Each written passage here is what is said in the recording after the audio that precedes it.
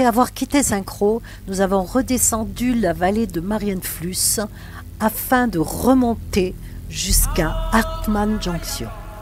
Là, il faut mettre Junction. Non, après. Ah, c'est toujours là? Elle te l'indique.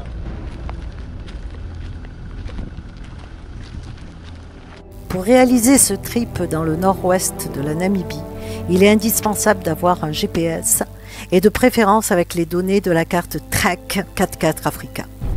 La vallée de Hartmann, nous attaquons.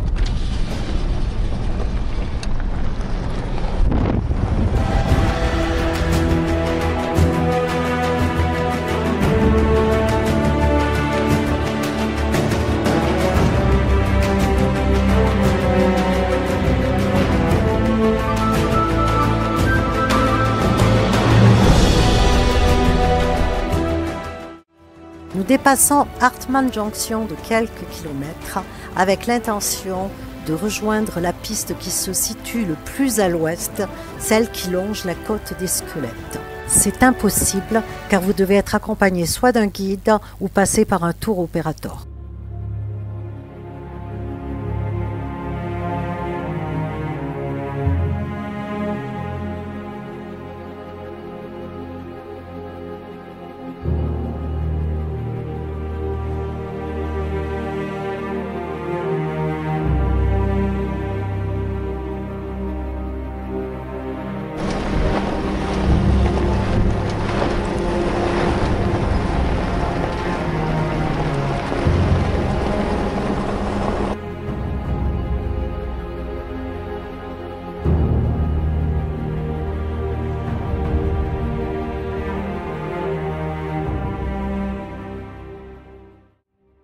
Tout le long de notre périple dans le nord-ouest namibien, nous avons rencontré énormément de petits villages Imba.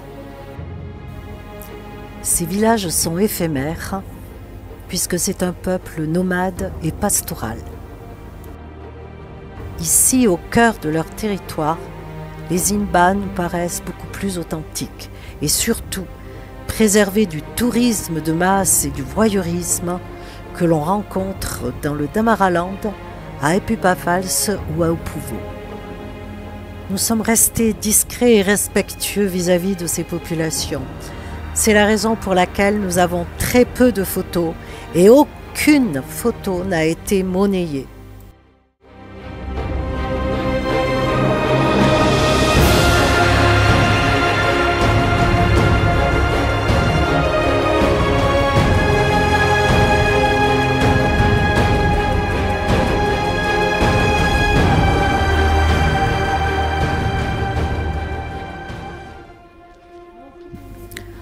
Voici un exemple de ce qu'il se passe avec les Imba dans le Damaraland. C'est très mercantile et l'image se monnaie. Un touriste qui veut prendre en photo un Imba ou se prendre avec eux doit payer. Les effets négatifs de la modernisation et du tourisme de masse se font déjà ressentir. Des endroits comme Opuvo, par exemple, les femmes, pour s'enduire, utilisaient avant de la graisse de vache. Maintenant, elles vont acheter du beurre au supermarché.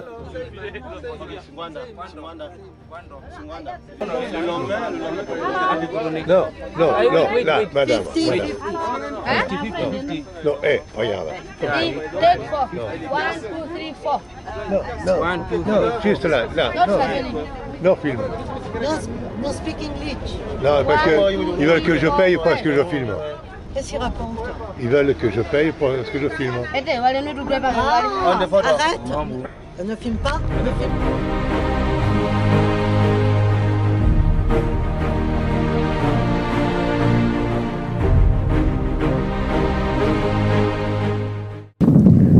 Nous allons dormir là. De quoi? Ah oui, le réchaud. Ben, avec les secousses, tu parles.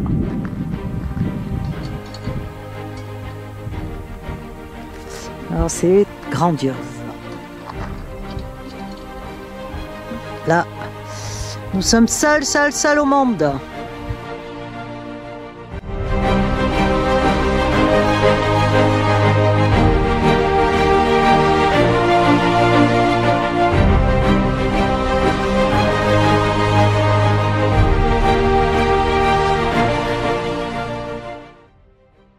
Je renettoie, j'enlève le sable qui s'incruste un peu de partout, sauf dans le frigo. Le frigo est hermétique, mais par à droite à gauche, donc il faut tout remettre en place. On fait le tour de partout, on regarde. Oui, le sable s'incruste de partout, donc il faut nettoyer régulièrement. Et revisser le camping-gaz, car avec les secousses, il se démonte. Nous sommes mardi 31 octobre et nous reprenons les pistes pour atteindre Etanga. Voici la carte de notre trajet. Nous allons traverser la plaine et les monts de Ojia. C'est ici, entre Ojia et Etanga, que ce fut très rude et très éprouvant.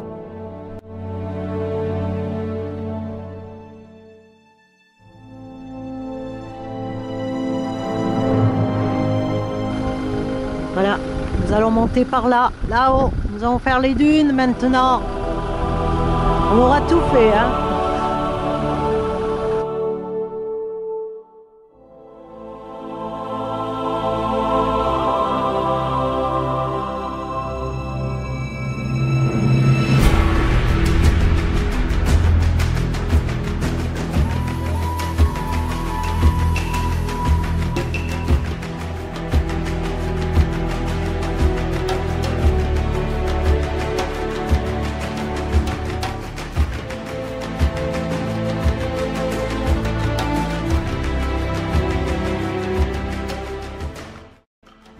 Alors nous sommes arrêtés dans une forêt de Mopane pour un petit casse-croûte.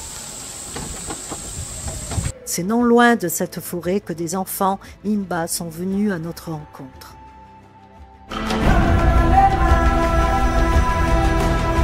C'est à partir d'ici que va commencer la grosse galère. Entre Ojia et Etanga, nous allons parcourir 6 heures de piste, 6 heures de galère, 6 heures à franchir des cols, à monter, descendre, sous une température de 42 degrés. Non mais attends, on est en train de franchir la montagne.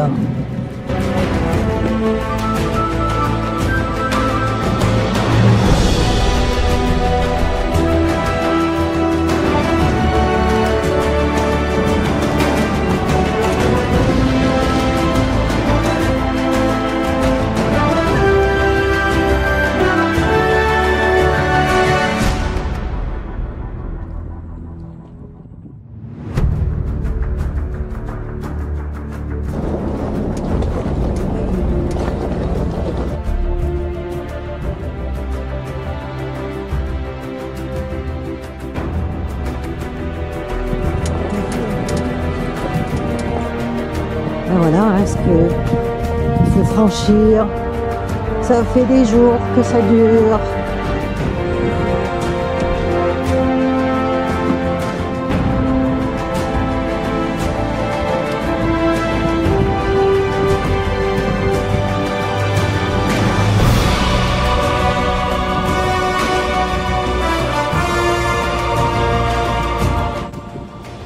Ça va aller? Parce que si la voiture lui arrive quoi que ce soit, ouais, nous sommes super mal. On viendra nous chercher dans quelques mois. Voire quelques années. C'est quand qu'on sort de là? Je suis overdosé là. C'est pas où on va. On sait pas où on va? Ce n'est pas là où on va s'arrêter. Ah oui, mais on s'en fout. Voilà, là il y a 77 km. Oui, mais ça c'est normal. Donc on s'arrêtera avant. Oui. Oh, moi j'y crois plus là. Là quoi, tu crois plus? À ce chemin, j'y crois plus. Et alors, qu'est-ce qu'on fait? On continue. Qu'est-ce que tu veux faire? Alors donc tu crois? Bah, c'est parce qu'il n'y a pas le choix. Nous sommes partis ce matin à 9h. Il est 18h12. Et nous n'avons toujours pas atteint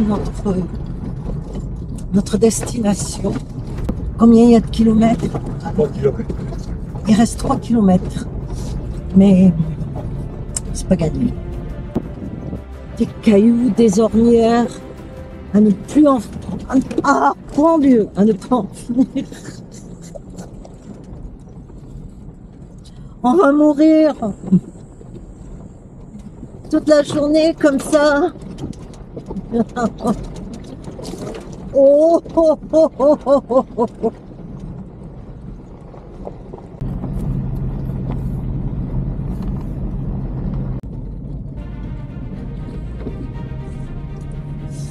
Bon, c'est un peu la galère. À Etanga, il n'y a pas de camping. Il est fermé. Il n'y a rien. Voilà. Donc, nous allons poursuivre direction Pluvio. La piste est bonne. Ça, c'est fantastique. Mais il est, quelle heure? 6h30. Dans une demi-heure, à peu près, une demi-heure, hein, le coucher de soleil. Et le problème, c'est qu'il y a 99 km. Donc, nous allons essayer de trouver un petit coin en bord de route, pas terrible, pour passer la nuit. Voilà. C'est un peu waouh, c'est un peu la galère. Mais c'est comme ça. Tchuss. Nous avons décidé d'aller à Pluvio. Donc, ça fait 99 km, je crois, hein, Jean-Pierre. Nous en sommes à combien là? 53. Nous dépêchons avant que la nuit tombe. Attention, il y a des creux. C'est pas grave, c'est pas grave.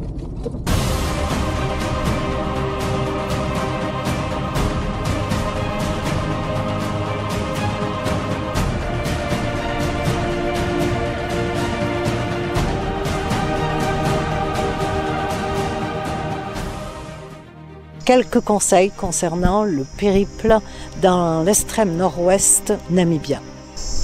En premier lieu, il vous faut une expérience solide du 4x4 tout-terrain.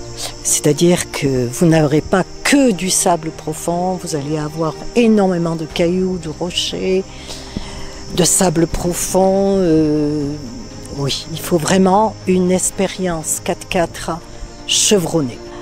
Ne faites surtout pas ce que nous avons fait, car ça peut être dangereux.